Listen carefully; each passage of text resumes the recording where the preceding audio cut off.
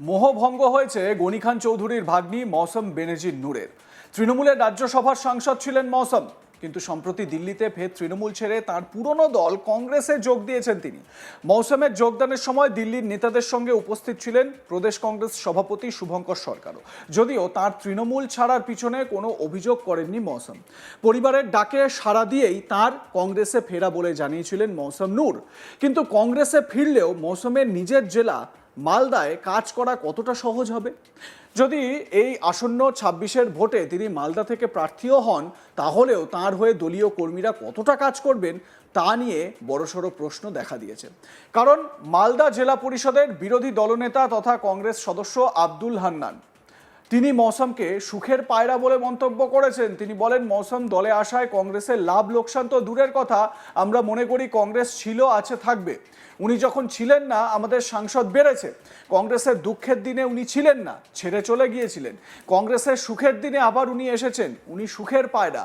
সুখের পায়রা যেদিকে সুখ পায় সেদিকে থাকে, দুঃখের দিনে থাকে না। আমি মনে করি না উনি কংগ্রেসের সৈনিক, উনি সুবিধাবাদী। কংগ্রেস নেতা আব্দুল হান্নান এই মৌসম বেনজির নূরের কংগ্রেসে প্রত্যাবর্তন প্রসঙ্গে কি বলেছেন একবার শোনাই আপনাদের। কংগ্রেসের লাভ লোকসান তো দূরের কথা, আমরা মনে করি কংগ্রেস ছিল, এখনো আছে, আগামীতেও থাকবে। যেমন উনি ছিলেন না, তা আমাদের সাংসদ বেড়েছে। আমাদের সাংসদ অল ইন্ডিয়া বেসিসে বেড়েছে। ৪২টা ছিল, প্রায় ৯৯টা হয়েছে। কিন্তু উনি এসে যে ৫৪২টা হয়ে যাবে আমার মনে হয় না। কারণ যে সুখের পায়রা হয়, সুখের পায়রা যেখানে সুখ পায় সেখানেই থাকে। দুঃখের সময় যদি না থাকে, তাকে আমি মনে করি না যে ও কংগ্রেসের একজন সৈনিক বা কংগ্রেসের একজন আসল লোক। আমি মনে করি উনি কংগ্রেসের আসল লোক নয়। উনি যেদিকে সুবিধাবাদী সেখানেই গিয়েছিলেন, আবার সুবিধা আসতে চলেছে বলেই উনি চলে এলেন। এদিকে মালদায় শুভেন্দু অধিকারী সভার পর মৌসম বেনজির নূর কংগ্রেসে যোগদান করেন। মালদার চাঁচলে শুভেন্দু অধিকারী মৌসম নূরকে নিয়ে মন্তব্য করেছিলেন। ঠিক তার পরের দিনই দিল্লিতে কংগ্রেস কার্যালয়ে যোগদান মৌসম নূরের। এর পিছনে যিনি আছেন তার নাম শুভেন্দু অধিকারী। মৌসমকে শুভেন্দু দলে এনেছিলেন। চাঁচলে শুভেন্দু অধিকারী যে বক্তব্য রেখেছেন তার সঙ্গে মৌসম নূরের তৃণমূল ছাড়ার একটা মিল আছে। মৌসমের দলত্যাগ নিয়ে মন্তব্য কৃষ্ণেন্দু নারায়ণ চৌধুরীর। তিনি আরও বলেন, এমপি ছিলেন, মানুষের কি কাজ করেছেন। এরা পরিযায়ী পাখি, দলের কোনো ক্ষতি হবে না এর চলে যাওয়াতে। নিজের অস্তিত্ব বাঁচাতে দল ছেড়েছেন। আগামী দিনে উত্তর মালদায় লোকসভার প্রার্থী হবেন। কি বলেছেন কৃষ্ণেন্দু নারায়ণ চৌধুরী, শুনুন। ওর অস্তিত্ব বাঁচার জন্য দৌড়ালো। আগামী দিনে উত্তর মালদায় ক্যান্ডিডেট হবে লোকসভা, তারই প্লট তৈরি করতেই তিনি চলে গেলেন। ওনার মুখের সামনে আয়না যদি লাগানো যায়, উনি যখন বাই ইলেকশনে দাঁড়িয়েলেন সুজাপুরের মারা যাওয়ার পর, তখন মমতাদি ওর বিরুদ্ধে প্রার্থী দেয়নি, সাহায্য করেছেন। আবার লোকসভায় যখন দাঁড়ালেন তখন মমতাদি প্রার্থী দেয়নি, ওকে সাহায্য করেছিল। দেখবেন, আমি লিখে ওই একটা পেপারে বেরিয়েছিল, আমি তৃণমূলে এলাম মানুষের কাজ করতে। কি কাজ করেছে?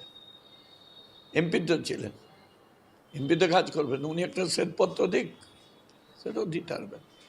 অ্যাকচুয়ালি কি বলা যায়, এরা হচ্ছে সিজনাল বার্ড, একবার এদিকে একবার ওদিক হওয়ার মেন মানসিকতা। তাদের বাংলার মানুষের কোনো লাভ হবে না, আর মালদার মানুষের কোনো লাভ হয় না। উনি লোকসভায় কংগ্রেসের ছিলেন, রাজ্যসভায় তৃণমূলের ছিলেন। কি কাজ হয়েছে এটা মালদার মানুষ সবই জানে। আর সব থেকে বড় কথা, ওনার এর পিছনে যে লোকটা আছে তার নাম হচ্ছে শুভেন্দু, ওকে নিয়ে এসেছিল।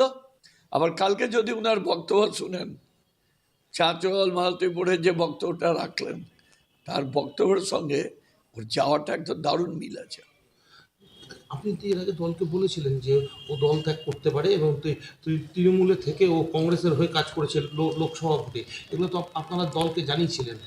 দলের কাছে ওর ব্যাপারে অনেক রিপোর্ট গেছে, প্রচুর রিপোর্ট পৌঁছেছে। কি করতো? অনেক সিক্রেট রিপোর্ট তো আর আপনাদের সামনে বলবো না, তবে দলের পক্ষে স্বাস্থ্যকর ছিলেন না। মৌসুম চলে যাওয়ায় কি ক্ষতি হলো তৃণমূল? কেন ক্ষতি হবে? আমাদের দল মমতা ব্যানার্জিকে দেখে আসে।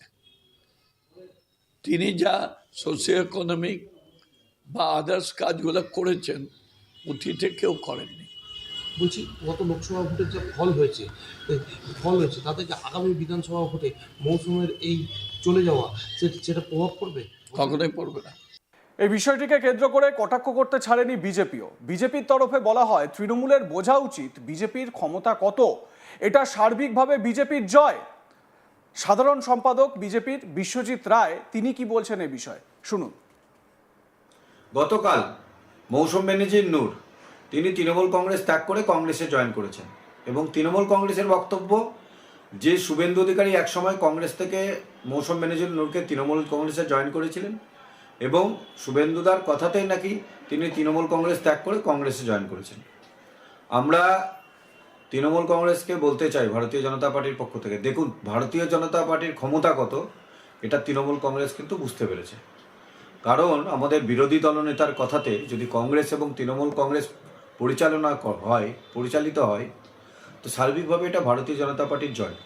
সেই জন্য তৃণমূল কংগ্রেসের নেতা এবং নেত্রীরা এত বড় বড় কটাক্ষ করেন তার জন্য আমরা ধিক্কার জানাই। কেন তারা বুঝতে পেরে গেছে যে শুভেন্দু অধিকারী আমাদের যে বিরোধী দলনেতা এবং ভারতীয় জনতা পার্টি কত সর্বশক্তিমান পার্টি।